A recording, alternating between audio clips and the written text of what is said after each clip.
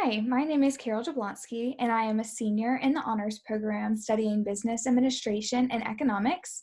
And I will be presenting my economics honors thesis today entitled A Case Study Analysis of Two Rural Entertainment Districts, Rocky Mount Mills and Roanoke Rapids Theater. I was interested in this topic because I'm from Wilson, North Carolina, which is a rural town that relies heavily on the rural agricultural business of tobacco. And our town could definitely benefit from a stimulated economy from an entertainment district. And we're seeing something like that being developed right now here in our downtown. I'll first be giving an outline of what I'll be talking about today. First, I would give an overview of the case study methodology that I used. I will then be presenting a background of each case. I will then look at the financing of each entertainment district, the theories and economic principles that I can use to apply to these cases. And lastly, I will give my consulting opinion on how best to build an entertainment district for economic development. Now, first, to go into an overview of my case study methodology. The first step in the case study process was selection of the cases. And I did this by doing extensive research on multiple different entertainment districts in North Carolina. I was also familiar with Rocky Mount Mills and Roanoke Rapids Theater prior to beginning this project, so that helped me choose to do these two for my project. Next was equally comparing each of these organizations. So when I asked one question about Rocky Mount Mills, I made sure to ask the same question about the Roanoke Rapids Theater to be equal in my comparisons. Lastly, I went through a thorough examination of each of these cases. I looked at the financing for each case. I also asked how and why this area was particularly developed. I then looked at the operation of each of these locations. And lastly, I applied these cases to theories and economic principles to provide solid explanations of them. Now I will move into a background of each of my cases. To begin with Rocky Mount Mills. It was originally functioned as a cotton mills that was built in 1818, and it functioned until 1996 when the textile industry collapsed. Now, there was extensive outsourcing of jobs during this time, so that's why North Carolina in particular saw a decline in textiles. Rocky Mount no longer had a critical part of their economy functioning, and they saw a spike in unemployment rates after this textile industry collapsed. Now, Rocky Mount was hurting, and the mill was sitting idle until the CEO of Capital Broadcasting Company happened upon the mill when visiting Rocky Mount, and he decided to purchase it and wanted to develop it. He purchased it in 2007. The company purchased in 2007, right before the 2008 recession hit. And they waited until 2013, after the recession was over and Rocky Mount was inclining in economic prosperity, to start building and to start developing the mills. These images below represent photos that I took while doing observations at the mills.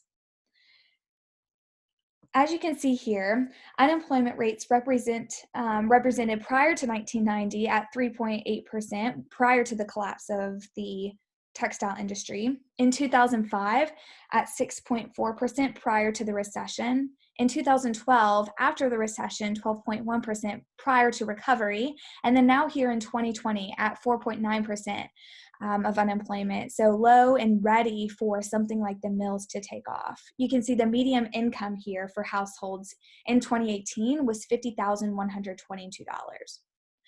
Now to look at the background of Roanoke Rapids Theater. In 2005, the city of Roanoke Rapids was desperate for an income stimulus economic stimulus after the collapse of the textile industry in this area. In partnership with an economic development firm, the city proposed the idea to build what was originally known as the Randy Parton Theater. The CEO of economic development firm proposed this idea, and he had a connection with Randy Parton. And Randy Parton said he would allow his name to be atop the theater, and would organize performers, and his own company, Moonlight Productions, would also perform. Randy Parton did not successfully run this theater, and the city eventually took it back over and renamed it the Roanoke Rapids Theater that you can see here in this image. Later, it was uncovered that the CEO of this economic development firm had investments in Moonlight Productions, Randy Parton's group. So we discovered this scandalous information about that connection. Look at these photos below, and they represent observations taken at Roanoke Rapids Theater. In comparison to Rocky Mount, you can see some statistics to your right. The unemployment rates of 1990, 5.6%, 2005, 7.5%, 2012, 14.4%, and 2020 now at 6.44%. And with that median income of $36,760 in 2018. So overall, a bit of a poor area in Halifax County compared to Nash County, where Rocky Mount Mills is located. Now to look at the financing for each of these locations. For Rocky Mount Mills, Capital Broadcasting Company purchased Rocky Mount Mills with their own money. They also used full private investment, but they also used historic tax credits in order to develop these mills.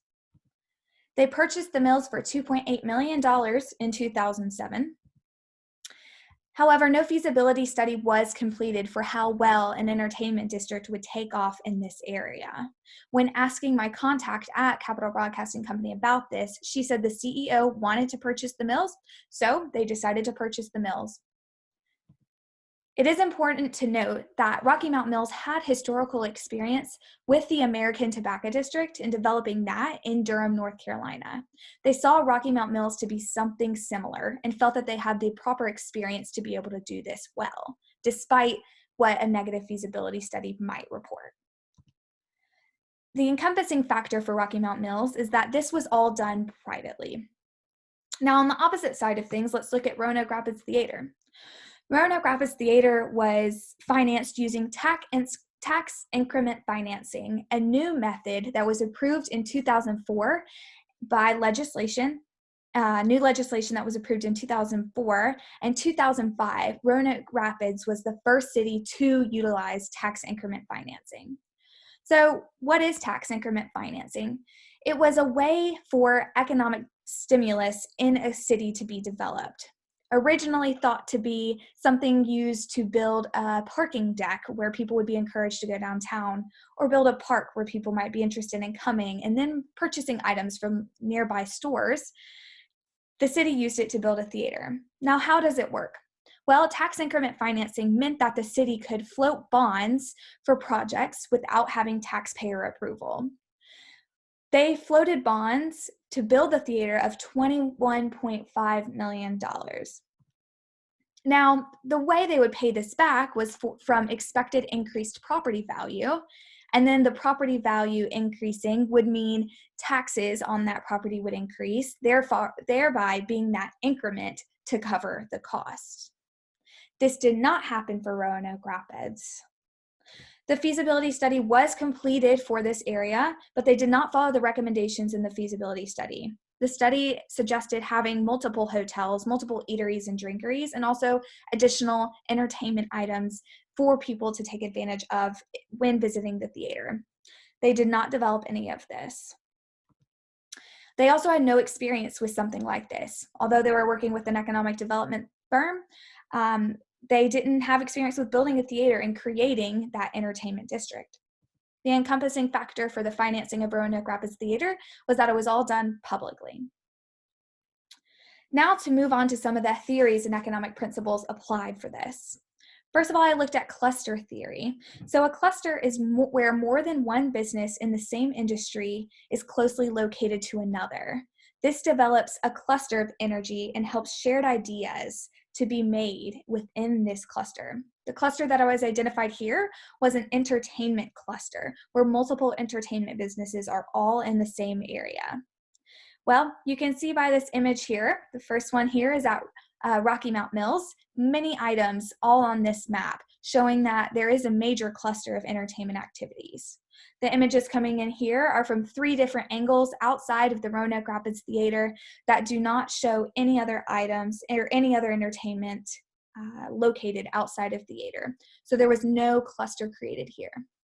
Important to note about a cluster is that it also creates the idea of entrepreneurial activity. With spurred entrepreneurial activity, you have that energy to bring people in who want to start businesses or want to give maybe a brewery a go.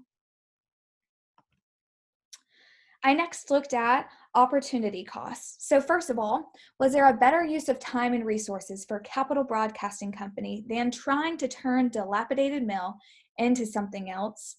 And then we look at the same question for Roanoke Rapids. Was construction of a theater the best use of the land and the tax increment financing legislation that was passed? When you're looking at opportunity cost, you have to figure out the best allocation of your time and money, so the best allocation of your resources, and what the opportunity cost of that particular allocation might be. So if you allocate your time and money to A, what are you giving up for B? These two cities had to ask themselves these questions. Lastly, the consulting opinion on how best to create an entertainment district to spur economic development in your area. First, it's best to encourage and entice private investors. We saw with Capital Broadcasting Company, they used their own money in order to develop this mill. So there was no incident of moral hazard where using other people's money means you don't have to be as careful. Capital Broadcasting Company wanted the mills to be successful. Next, look for developers with experience. Again, with Capital Broadcasting Company, they had developed something similar to the mills before, so they knew they had a blueprint that could be successful. However, Roanoke Rapids had not done something like this before. Next, create a cluster and adhere to feasibility studies. It's important to create that energy that comes from a cluster, and feasibility studies can show you that too. The feasibility study completed for Roanoke Rapids showed that having a cluster might have ensured success for this area. Also, ensure that the area is economically ready for something like an entertainment district. As shown on the background of the cases slide, the city of Rocky Mount had better statistics and better prep for something like a mills and something like an entertainment district. Their median income was much higher, and they may be able to afford something like this compared to Halifax County that was a bit poorer and might not be ready for something like a theater.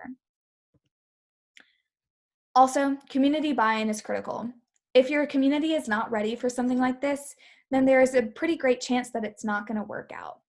So overall, consulting opinion is to follow the blueprint that somebody else has created and engage those private investors in hopes that they might be able to develop something that they are wanting to be successful for your area. Thank you.